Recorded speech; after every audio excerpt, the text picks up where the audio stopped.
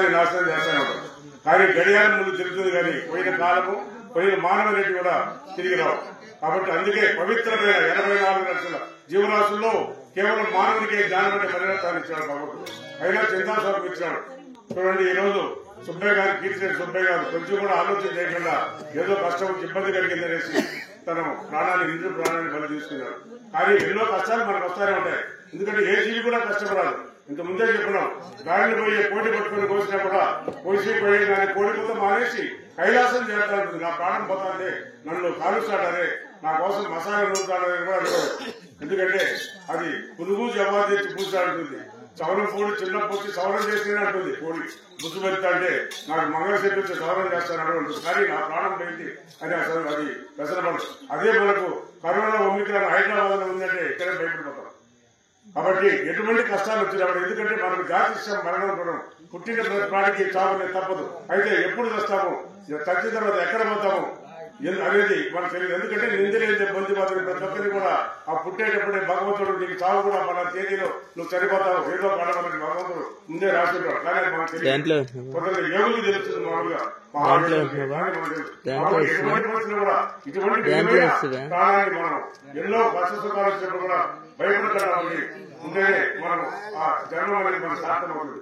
కాబట్టి అందుకే మనం ప్రజగా వీరున్నప్పుడు కూడా ఇటువంటి మానవ జన్మ పవిత్రమైన జ్ఞానం అనే పరిణతాన్ని మనకి ఇచ్చేదాన్ని కూడా ఈ జ్ఞానం అనే పరిణతాన్ని కూడా మనలో ఉండే నలుగురు తొగలు కామము, క్రోధము, లోపము, మతము ఈ నలుగురు తొగలు గమనించుకొని పోతారు. కాబట్టి ఓ మనస ఇటువంటి పవిత్రమైన మానవ జన్మానికి ఈ నలుగురు తొగలు కూడా దోరుగా ఉన్నారు. అందుకే కామో క్రోధ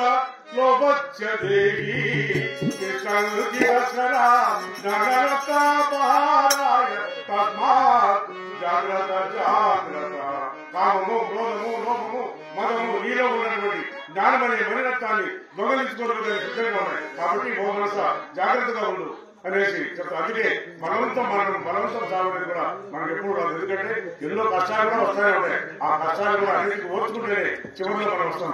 సముద్రంలో పోయేటప్పుడు గాలులు వస్తాయి, అలలు వస్తాయి, తుఫానులు వస్తాయి. అయినా కూడా పడవ నుంచి చూస్తే ప్రాణం వస్తుంది. అయినా కూడా ఈ కష్టాలకు అన్నింటి కూడా ఓర్చుకుంటేనే అవతల కట్టు చేయడానికి మనకు ఆస్కారం అనేది ఉంటుంది.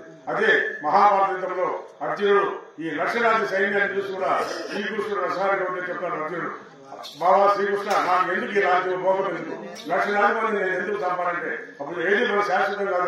అదే మాతానాసి పితానాసి బంధుజన సహోదర నాసి అర్థం నాసి గృహం నాసి తస్మాత్ జాగ్రత్త జాగ్రత్త.